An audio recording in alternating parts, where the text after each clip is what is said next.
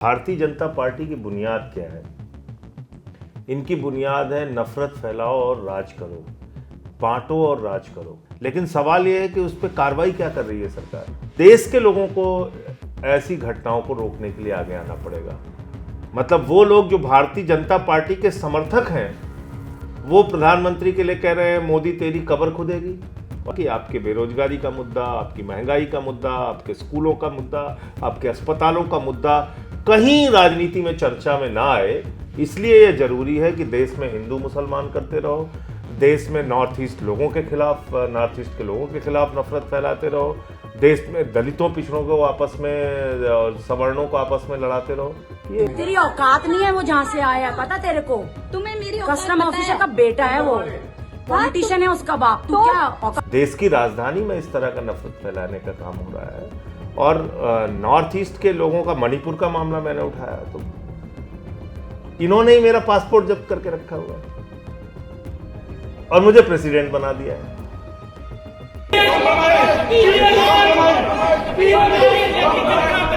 जो Indian youth Congress के protest हुए, उसको लेकर बहुत लोगों की रिएक्शंस आई कि ये देश को आप, ब्रांड इंडिया को आप बदनाम कर रहे हैं, छीछालेदर कर रहे हैं, और उसके बाद उनके चीफ को अरेस्ट कर लिया जाता है।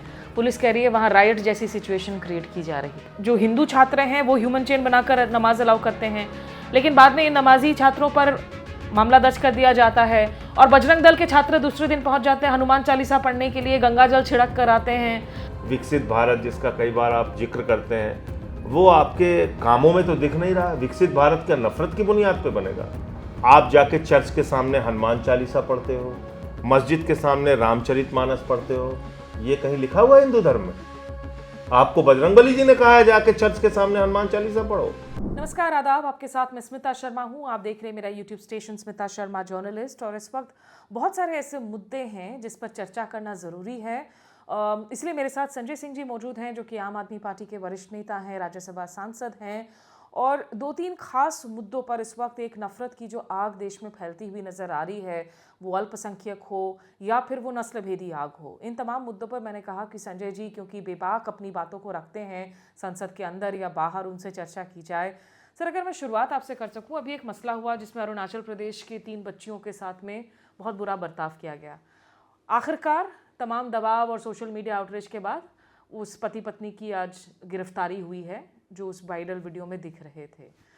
पहले तो आप मुझे ये बताइए सर कि इस तरह के मसले जब आते हैं, ये बार बार रिपीट होते हैं, आप इसके पीछे बड़ा वजह क्या देखते हैं? और इस मसले में जो जैसे हैंडल किया गया, उसको लेकर आपकी प्रतिक्रिया? देखिए, पहली बात तो ये है कि भारतीय जनता पार्टी की बुनियाद क्या है? इनकी बुनियाद है नफरत फैलाओ और राज करो, बांटो और राज करो। इसी दिल्ली शहर के अंदर पूर्वांचलियों के खिलाफ इन्होंने नफरत फैलाई, उनके झुग्गियाँ तोड़ी, उनके मकान तोड़े। नॉर्थ ईस्ट के लोगों के खिलाफ कोई ये पहली घटना नहीं है, इससे पहले भी आपको बहुत सारे ऐसे इंसिडेंट्स मिल जाएंगे। लेकिन सवाल ये है कि उस पर कार्रवाई क्या कर रही है सरकार? इसको रोकने के लिए क्या कर रही है? रोकेंगे वो लोग जो जिनकी मन से इच्छा हो ऐसी बातों को रोकने का। आप देखिए कि नॉर्थ ईस्ट के, अरुणाचल की बच्चियों के साथ जो ये घटनाएं हुई, इसके बाद कब जागी भारतीय जनता पार्टी? जब प्रेमा खांडू जी का ट्वीट आता है, जब वो आपत्ति जताते हैं कि हमारे स्टेट के लोगों के साथ इस तरह का बर्ताव दिल्ली में हो रहा है और सरकार को कुछ करना चाहिए, तब आनंद फानन में ये लोग जागे। और फिर रेखा गुप्ता जी कह रही हैं कि दिल्ली तो सबके लिए है, और अब उनके किरण रिजिजू ने भी आज बयान दिया है, फाइनली। असल बात यह है कि नफरत की बुनियाद पे दुनिया का कोई मुल्क आगे नहीं जा सकता। ये बात इस देश के लोगों को समझनी होगी। चलिए, वो तो पॉलिटिकल पार्टी हैं, वो उनको फ़ायदा मिल रहा है नफरत फैलाने से, तो वो ये काम करेंगे। लेकिन इस देश के लोगों को ऐसी घटनाओं को रोकने के लिए आगे आना पड़ेगा। आप बगल का उदाहरण पाकिस्तान ले लीजिए, वो तो मुस्लिम राष्ट्र है। क्या हालत है आज? कटोरे लेके भीख मांगने के कगार पे पहुंच गया है। या हिटलर की जर्मनी को आप याद कर लीजिए, किस तरीके से उसने बर्बाद किया। तो जो ये नफरत की सोच है, ये नफरत की सोच अंत में आपको अंधे कुएं में ले जाके गिराती है। ये बात हम लोगों को समझना चाहिए। वो नफरत मुसलमानों के खिलाफ हो, वो नफ़रत नॉर्थ ईस्ट के लोगों के खिलाफ हो, वो नफ़रत दलितों और पिछड़ों और आदिवासियों के खिलाफ हो, आप इनको इतना सीमित दायरे में क्यों रख रही हैं? नॉर्थ ईस्ट, मैं एक उदाहरण आपको दे रहा हूँ। नॉर्थ ईस्ट की घटना ये हुई, अभी आपने देखा होगा यूजीसी के दौरान कितना दलितों पिछड़ों के खिलाफ क्या क्या बयान दिए गए। मतलब वो लोग जो भारतीय जनता पार्टी के समर्थक हैं, वो प्रधानमंत्री के लिए कह रहे हैं मोदी तेरी कब्र खुदेगी, और प्रधानमंत्री खामोश हैं इस पर। तो ये जो मिला जुला खेल आप नफरत का करते हैं, कई बार वो आपको उल्टा पड़ता है। इसलिए इस देश के लोगों को समझना पड़ेगा कि आपके बेरोजगारी का मुद्दा, आपकी महंगाई का मुद्दा, आपके स्कूलों का मुद्दा, आपके अस्पतालों का मुद्दा कहीं राजनीति में चर्चा में ना आए। इसलिए ये जरूरी है कि देश में हिंदू मुसलमान करते रहो, देश में नॉर्थ ईस्ट के लोगों के खिलाफ नफरत फैलाते रहो, देश में दलितों पिछड़ों को आपस में और सवर्णों को आपस में लड़ाते रहो। ये कर रही है। लेकिन देखिए, ये जो मालवीय नगर का मसला हुआ, हालांकि इसमें ये पति पत्नी की राजनीतिक सोच क्या विचारधारा है वो हमें नहीं पता, ठीक है, वो बीजेपी समर्थक है या नहीं है। ठीक है। एक निजी कपल का मसला है जो आकर इतनी अभद्र टिप्पणियां करते हैं इस लड़की पर। अब हालांकि वो कह रहे हैं कि वो डिस्ट्रेस में किया था, जो भी उनकी एक्सक्यूज हो।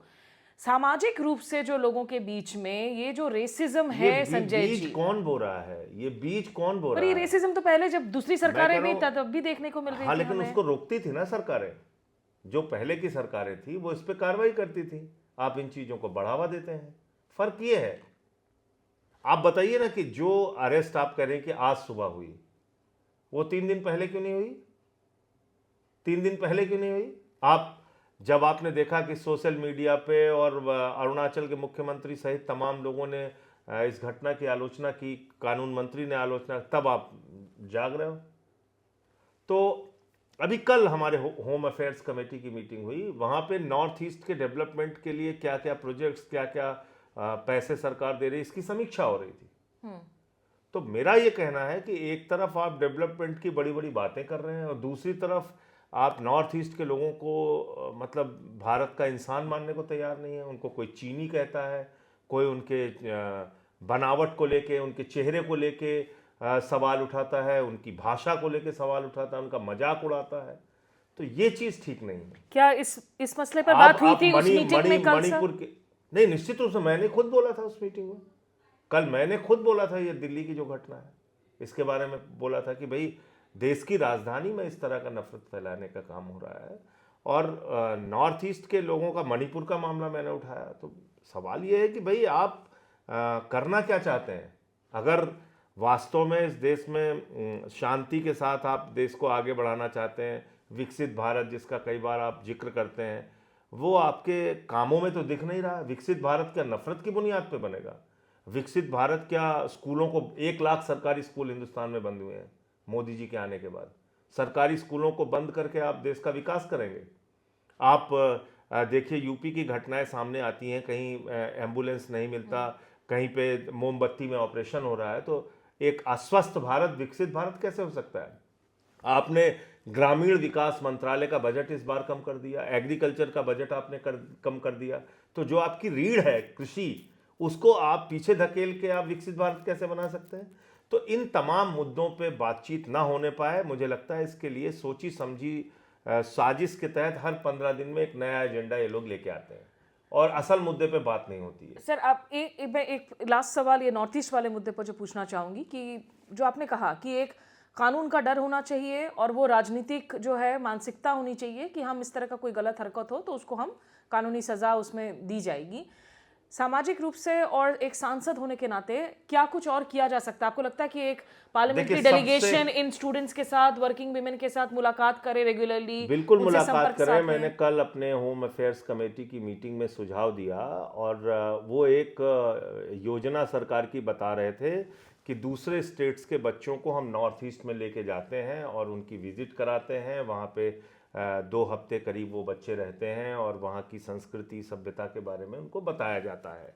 तो मेरा ये कहना है, मैंने कल ये सुझाव रखा कि नॉर्थ ईस्ट के बच्चों को भी लेके जाइए आप अलग अलग स्टेट्स के अंदर। उन बच्चों के बारे में, उनके विचारों के बारे में, उनकी सोच के बारे में, उनकी संस्कृति, उनकी सभ्यता के बारे में लोगों को बताइए। तब जो एक दूरी है वो खत्म होगी।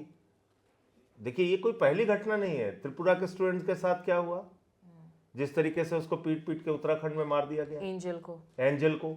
तो मुझे लगता है कि मनसा होनी चाहिए सरकार की, वो मनसा नहीं दिखती। और जब आप नफरत के बीज बोते हैं तो उससे पूरा समाज प्रभावित होता है। हाँ, ये बात जरूर है कि ऐसे समय में बहुत सारे ऐसे लोग निकल कर आ रहे हैं जो इन घटनाओं को रोकने का भी काम कर रहे हैं। जैसे दीपक कुमार का मामला हुआ, उस पर आपसे पूछना चाह रही थी, तो जिनसे आपने कल मुलाकात की मैंने, तो उसने पूरी बात बताई कि भाई 40 साल से एक व्यक्ति बाबा रेडीमेड के नाम से अपनी दुकान चला रहा है, वो मुसलमान है।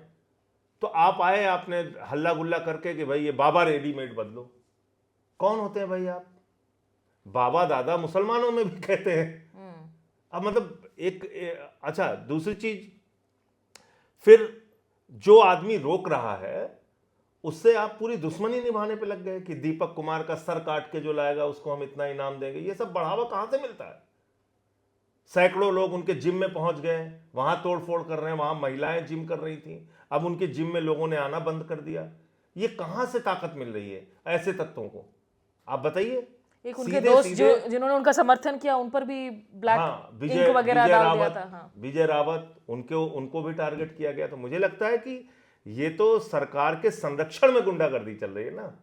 अच्छा, इन जो लोग ये नारा लगाते हैं जिस हिंदू का खून न खौला, जब 1 लाख सरकारी स्कूल इस देश में बंद हुआ, उसमें हिंदू का खून क्यों नहीं खौलता भाई?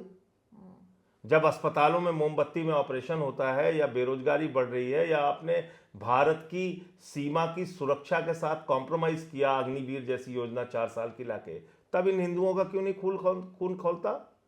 हम भी हिंदू हैं, हमारा तो खून खौलता है इन बातों को सुन के। महंगाई देश में जब बढ़ती है, रुपया जब हमारा गिरता है, अंतर्राष्ट्रीय स्तर पे जब हमारी छवि, हमारी प्रतिष्ठा को चोट पहुंचाई जाती है, जब अमेरिका से भारत के लोगों को हाथ में हथकड़ी, पैरों में बेड़ियां बांध के भेजा जाता है, तब इन हिंदू का खून नहीं खोलता है। तो इसका मतलब ये भारतीय जनता पार्टी द्वारा पोषित, संरक्षित, प्रायोजित संगठन है जिसका नाम है आरएसएस, बजरंग दल, विश्व हिंदू परिषद। ये हिंदुओं के लिए वहीं बोलेंगे जहां पर कि बीजेपी को फायदा होता। तो ये चीज ठीक नहीं है। ये बहुत अच्छी बात है कि दीपक कुमार जैसे लोग निकल के, इनका एक बीजेपी का पूर्व सांसद, शायद आपने वो वीडियो देखी होगी, मुसलमान महिलाओं से कंबल छीन ले रहा है। हाँ।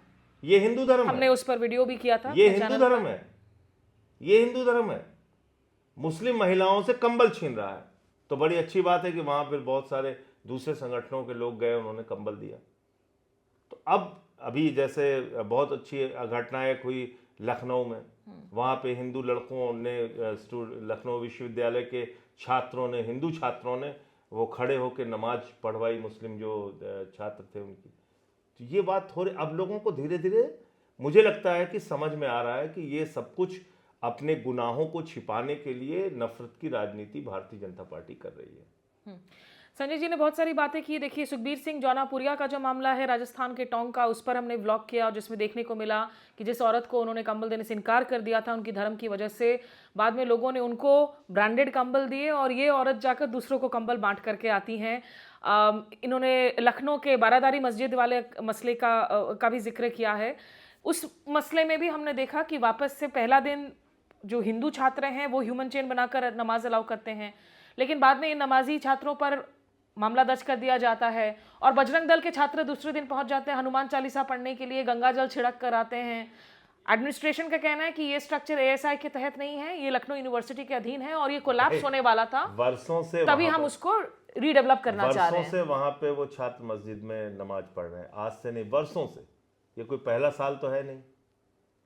तो अच्छा, दूसरी चीज, ये बजरंग दल के लोग या विश्व हिंदू परिषद के लोग या जो भी हिंदू तथाकथित हिंदू संगठन के लोग हैं, पहली बात तो इनको किसने लाइसेंस दे दिया कि ये हिंदू धर्म के ठेकेदार बन जाए?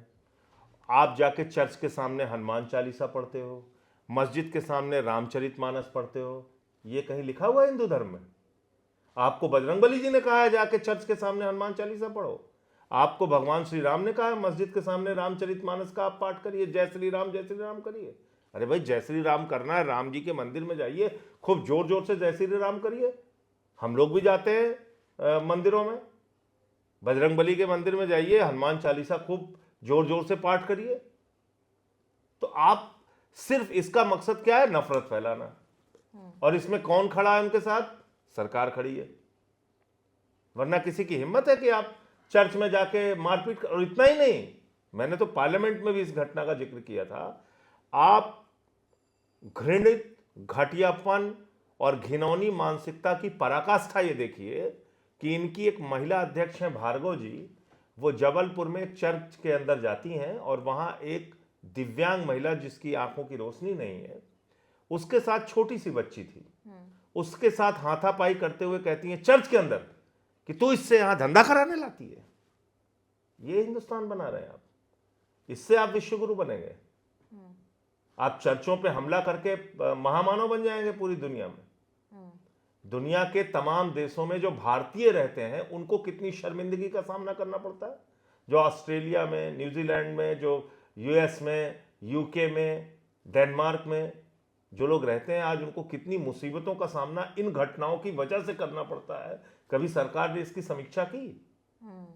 दुनिया के तमाम मुल्कों में जो लोग रहते हैं, आज उनके खिलाफ वहां स्थानीय लोगों का आंदोलन चल रहा है। दीपावली पर यूएस में पहली बार गालियां पड़ी हैं वहां रहने वाले हमारे हिंदू भाइयों को। इस बात को मोदी जी को समझना चाहिए। ये जो तुम नफरत फैलाने का काम यहां पे करते हो, इसका नुकसान पूरे दुनिया में होता है। भारतीयों को, भारतीयों का अपमान होता है। और आप सिर्फ अपनी नौटंकी के लिए ये सब करते हैं, क्योंकि यहां के मुसलमानों को तो आप कपड़ा देख के पहचान जाते हैं, लेकिन कतर में जो बिल्कुल कपड़ा दिखता रहता है उनका कि हाँ ये मुसलमान ही है, उनको तो आप जोर जोर से गले लगाते हो। यहां तो कोई मुसलमान आपको मिल जाएगा जो बिना दाढ़ी रखे हुए कोट टाई पैंट, तो उसको लेकिन कपड़े से हमारे प्रधानमंत्री मोदी जी पहचान लेते हैं। लेकिन कतर की मस्जिद में जाते हैं तो सिखों को एकदम जोर जोर से गले लगते हैं। उनको वहां की मस्जिद से दिक्कत नहीं, क्योंकि वहां पे धंधा चल रहा है भाजपाइयों का, वहां धंधा चल रहा है, भतीजे का धंधा चल रहा है, वहां इनके बेटों का रोजगार चल रहा है, तो वहां प्रॉब्लम नहीं है इनको। मिडिल ईस्ट की कंट्रीज में मोदी जी जाएंगे तो इनसे बड़ा धर्मनिरपेक्ष इंसान पूरी धरती पर कोई नहीं है। वहाँ मस्जिद में जाएंगे, वहाँ अरबी भी बोलेंगे, वहाँ टोपी भी पहनेंगे, वहाँ जो है गले भी लगाएंगे सिखों को। वहाँ पे मोहम्मद बिन सलमान को गुजरात भी बुलाएंगे, उसको कहेंगे माई यंगर ब्रदर, तो उनका छोटा भाई भी बन जाएगा। यहाँ नफरत फैलानी है तो इस देश के लोगों को समझना होगा ना, क्यों ऐसे गड्ढे में गिर रहे हो? क्या फायदा मिल रहा है तुमको? नौकरी दे रहे हैं क्या मोदी जी? महंगाई कम कर रहे हैं क्या? रुपया मजबूत कर रहे हैं क्या? स्कूल अस्पताल बनवा रहे हैं क्या? नहीं कर रहे हैं। और वो जान गए कि इन सब चीजों से मतलब नहीं है, उलझाए रहो लोगों को, लगाए रहो सबको। अभी एक बाबरी मस्जिद बनवा रहे हैं ये लोग, मैं कह रहा हूं बीजेपी वाले बनवा रहे हैं इसको, कलकत्ता मिदनापुर में। ये बीजेपी प्रायोजित पूरा कार्यक्रम है। कब तक चलेगा? 6 महीने चलेगा, जब तक चुनाव नहीं हो जाता। रोज पूछा जाएगा भाई हुमायूं कबीर के बारे में आपको क्या कहना है। इधर से भाजपाई तगड़े होके कहेगा एक भी ईंट रख दी तो खून बहा दूंगा, उधर से वो चिल्लाएगा, इधर से ये चीखेगा, ये चलेगा। तो ये ड्रामा और नौटंकी देश के लोगों को समझ। आप कह रहे हैं ये तृणमूल कांग्रेस के साथ सेटिंग है बीजेपी की? नहीं, ये भारतीय जनता पार्टी की सेटिंग है हुमायूं कबीर के साथ। वो शुभेंदु अधिकारी का आदमी है हुमायूं कबीर, वो बीजेपी का आदमी है। ये बाबरी मस्जिद जो वहां बनाने की घटना हो रही है, इसमें पूरा खेल भारतीय जनता पार्टी का है। आप देखिए कोई नेता बयान देता है, सिर्फ बीजेपी वाले आगे आके वहां से योगी जी बोलेंगे, फिर मोदी जी बोलेंगे, वो कहेंगे हमारा 56 इंच का सीना है, बाबरी मस्जिद पे अभी एक भी ईंट नहीं रखने देंगे, फिर उधर से ललकारेगा, चलेगा 6 महीने। लेकिन जो बेवकूफ बनते हैं इनके चक्करों में पड़ के, समझना उन लोगों को पड़ेगा, क्योंकि नुकसान उनके बच्चों का है, इनका थोड़ी कोई नुकसान। ये तो अपना ललकार के दंगा करा के निकल लिए। और ऐसे मुसलमानों को भी समझना पड़ेगा। मैंने देखा लाखों लोग वहां ईंट लेके पहुंच रहे हैं। इससे क्या मिल जाएगा भाई? आपको क्या हासिल हो जाएगा? आपको, आप एक ऐसे आदमी के साथ खड़े हो जो भारतीय जनता पार्टी के द्वारा प्रायोजित व्यक्ति है, उसके साथ आप खड़े हो गए हो। इसका लाभ किसको मिलेगा? बीजेपी को मिलेगा। कल को जब बीजेपी आ जाएगी, वो वही काम करेगी जो उत्तर प्रदेश में कर रही है, जो बिहार में कर रही है, जो दिल्ली में हो रहा है, वही बंगाल में भी शुरू हो जाएगा। ठीक है। तो नफरत की राजनीति को रोकने के लिए इस देश के लोगों को और ख़ास तौर से नौजवानों को पूरी समझदारी के साथ आगे आना पड़ेगा। सर, 2 सवालों पर मैं आपसे लास्ट रिएक्शन लूँगी। एक, जो इंडियन यूथ कांग्रेस के प्रोटेस्ट्स हुए, उसको लेकर बहुत लोगों की रिएक्शंस आई कि ये देश को आप, ब्रांड इंडिया को आप बदनाम कर रहे हैं, छीछालेदर कर रहे हैं, और उसके बाद उनके चीफ को अरेस्ट कर लिया जाता है। पुलिस कह रही है वहाँ राइट जैसी सिचुएशन क्रिएट की जा रही थी। देखिए, ब्रांड इंडिया को किसने खराब किया? ब्रांड इंडिया को खराब किया मोदी जी ने, भारतीय जनता पार्टी ने, अपनी मूर्खताओं से। उनके मंत्री ने गलगोटिया 5 दिन पहले टाइम्स ऑफ इंडिया से लेके तमाम न्यूज़पेपर्स के अंदर विज्ञापन छपवाता है। बात तो वहां से शुरू कीजिए ना आप। उस विज्ञापन में क्या छपवाता है? वही रोबोडॉग कि उसने बनवाया। उसको रोकता नहीं कोई। आप एक इंटरनेशनल एआई समिट कर रहे हैं, उसमें वही रोबोडॉग जो चीन का है वो लेके आता है और अपना बताने का दावा करता है। आपके पास कोई मशीनरी नहीं है चेक करने की इन चीजों को। आपने पूरी दुनिया में भारत की प्रतिष्ठा गिराई, आपने मजाक बनाया, उसका हंसी का पात्र बनाया। तुम्हारा कोई इन्वेंशन नहीं, कोई आविष्कार नहीं, कोई नई चीज तुम करके दिखाना नहीं चाहते हो। लेकिन बहुत से खाली लोग, हर चीज में जो अच्छा, लोगों का आपने कहना है कि वहां आपने एक अंतर्राष्ट्रीय एग्जीबिशन को क्यों चुना? आप बाहर भी कर सकते थे प्रोटेस्ट, और आप शर्टलेस प्रोटेस्ट कर रहे हैं।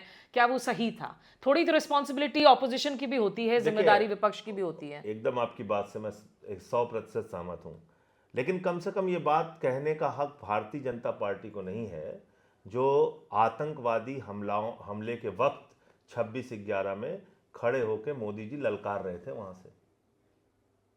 जब देश के ऊपर संकट था, उस समय नफरत की अपने एजेंडे को पहुंचाने के लिए ये चले गए थे वहां मुंबई। तो इन्होंने कौन सा मौका ऐसा छोड़ा है देश को अपमानित करने का? Two wrongs make a right. भाई, दक्षिण कोरिया में जब ये गए तो वहां कहे कि 14 से पहले जो लोग भारत में पैदा होते थे वो कहते थे अरे यार कहाँ पैदा हो गए, चलो छोड़ कर निकलो यहां से। वो वीडियो देखा है ना आपने? भारत का कोई प्रधानमंत्री विदेश की धरती पे जाके और भारत के बारे में ये कह रहा है कि भारत में जो लोग पैदा होते थे 2014 के पहले, वो अपने आप को बहुत बड़ा दुर्भाग्यशाली मानते थे कि हम किस धरती पे पैदा हो गए। स्मिता जी, ये बात कहने की इजाज़त किसी दूसरे नेता को नहीं है हिंदुस्तान में, सिर्फ मोदी को इजाज़त है। वो आपको गाली दें, वो भारत माता को अपमानित करें, वो हिंदू धर्म के बारे में भी कुछ भी बोल सकते हैं। इन्हीं का तो बयान है कि देवालय से ज़्यादा शौचालय जरूरी है कि नहीं है? बताइए आप। देवालय से ज़्यादा शौचालय जरूरी है, ये किसका बयान है? मोदी का बयान है। किसी एक हिंदूवादी संगठन ने इनके खिलाफ बोला हो? बताइए आप। तो इसलिए वो बातें इनका करना ठीक नहीं। हाँ, मेरा भी ये मानना है कि प्रोटेस्ट आप दूसरे ढंग से कर सकते थे। वहां पे इस तरह से प्रोटेस्ट करके आपने बीजेपी को बचने का मौका दे दिया। बीजेपी जो खुद फंसी हुई थी उसको आपने बचने का मौका दे दिया। क्या चर्चा हो रही थी उसके पहले? अभी आप भी यही सवाल पूछ रहे हैं, वरना आप पूछती गलगोटिया ने जो अपमानित कराया, भारत की बेइज्जती कराई, जो मोदी ने बेइज्जती कराई, जिस तरह से आप वहां पे 2-2 बार अपना चेहरा चमकाने के लिए पहुंच जाते हैं, सबको निकाल के बाहर किया जाता है।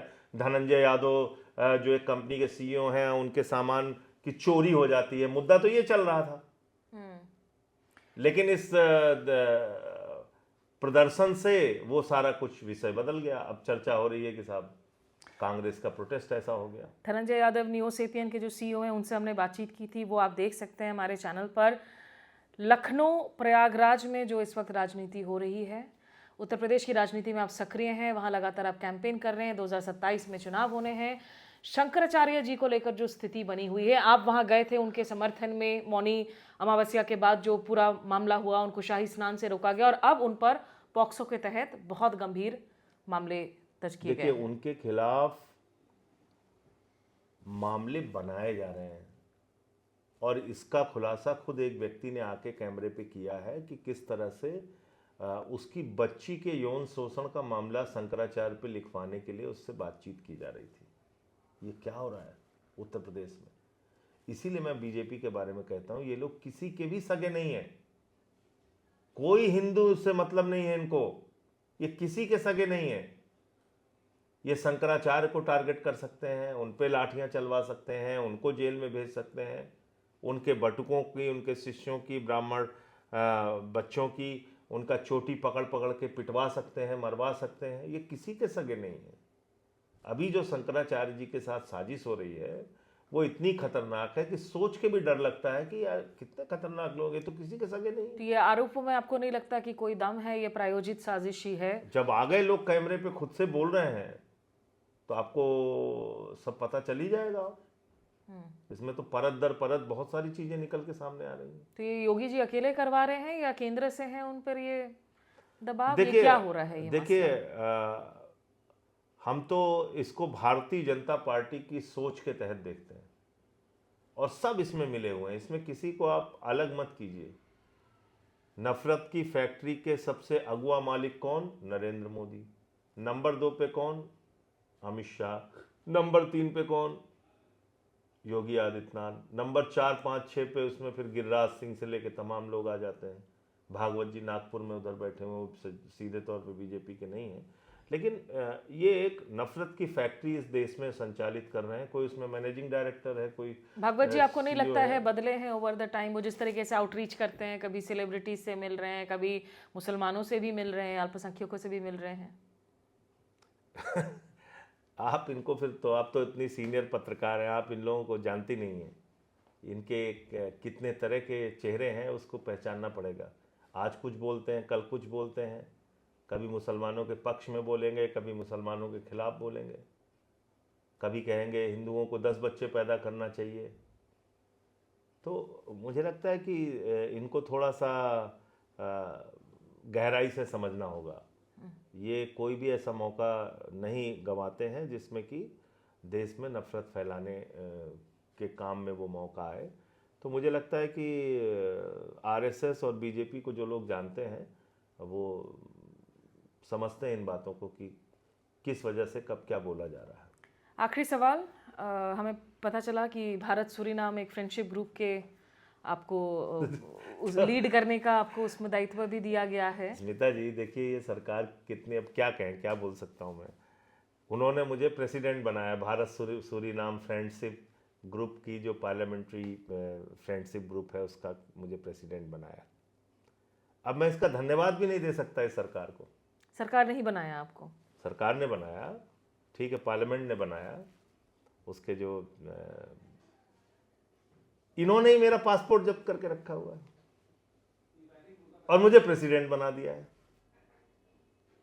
तो ये जानते हैं कि इस आदमी का तो पासपोर्ट जब्त है, तो चलो इसको प्रेसिडेंट बना दो, Suriname Indo Suriname friendship group का इसको प्रेसिडेंट बना दो। बाद में ये नहीं जाएगा तो इसको बदनाम करेंगे कि देखिए देश का पक्ष रखने के लिए नहीं गए। अरे भैया, तुम्ही ने तो मेरा पासपोर्ट जब्त करके रखा हुआ है। तो पासपोर्ट लौटाने का प्रावधान नहीं है कानून के तहत? दिलवा दीजिए, उनको कहिए, रिज्जू जी से या गृह मंत्री जी से कहिए कि एक चिट्ठी ईडी से दिलवा के मेरा पासपोर्ट दिलवा दें, तब तो मैं सूरीनाम जाके भारत का पक्ष रख पाऊंगा। आपने ये बात कही उनको? मैं क्यों कहूँगा, उनको मालूम है ना, वो तो मेरे साथ खेल रहे हैं, वो मेरे साथ मजाक कर रहे हैं।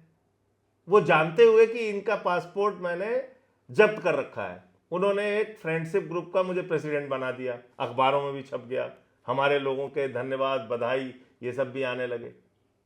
लेकिन वो जानते हैं इस आदमी को तो जाना है नहीं, इसके तो मैं पासपोर्ट पहले से ही जब्त करके रखा है। पर ऐसे मामले तो हैं ना जहां नेताओं के खिलाफ भले ही मामले हो लेकिन पासपोर्ट दे दिया जाता है विद कंडीशन वो बाहर जा पाते तो हैं। उनसे कह दीजिए कि गृह मंत्री जी ईडी से एक एप्लीकेशन दिलवा के मेरा पासपोर्ट दिलवा दें। तो ये उसका कोई मतलब नहीं है, ये तो ऐसे ही इन्होंने अच्छा बेवकूफ़ बनाने के लिए दे दिया। चलिए, हमने कहा बहुत सारे ऐसे मुद्दे हैं दिल्ली से लेकर लखनऊ तक और नॉर्थ ईस्ट से लेकर इस वक्त देश में जो कुछ हो रहा है, और उस पर संजय जी हमेशा की तरह बिल्कुल नॉट मिन्सिंग इज वर्ड्स जैसा हम कहते हैं, बिल्कुल साफगोई से अपनी बातों को रखते हुए, और उम्मीद करते हैं कि चलिए अगर प्रेसिडेंट बनाया है आपको तो पासपोर्ट भी देने का जो है काम करें, वो नहीं होना ताकि आप सही में सूरीनाम के साथ दोस्ती को, सूरीनाम में जहाँ बहुत इंडियन डायस्पोरा है, भारतीय मूल के लोग हैं। मेरी भी इच्छा है कि मैं जाऊं और वहाँ उनकी जो फ्रेंडशिप का जो मकसद है उसको आगे बढ़ाऊं। लेकिन वो जानबूझ के उन्होंने किया, उनको पता है कि इसका पासपोर्ट तो जब्त करके मैंने रखा हुआ है, इसको चलो नाम के लिए प्रेसिडेंट बना दो, फिर बाद में कुछ बदनाम करेंगे। लेकिन मैंने इसीलिए आपके ही कार्यक्रम में मैंने ये क्लियर कर दिया कि भैया ये सिर्फ और सिर्फ मुझे बेवकूफ़ बनाने के लिए उन्होंने और ये घोषणा की। उनको मालूम, उन्होंने मेरा पासपोर्ट जब्त करके रखा हुआ है। मतलब क्या ही बोले अब उसमें। चलिए आप खुद ही सोच लीजिए कि क्या इसके मायने निकाले जाएं। बहरहाल बहुत शुक्रिया आपका हमेशा की तरह हमारे साथ जुड़ने के लिए। आप हमारे साथ जुड़े, शुक्रिया। वीडियो जर्नलिस्ट मेरे सहयोगी सार्थक टंडन के साथ। नमस्कार, आदाब।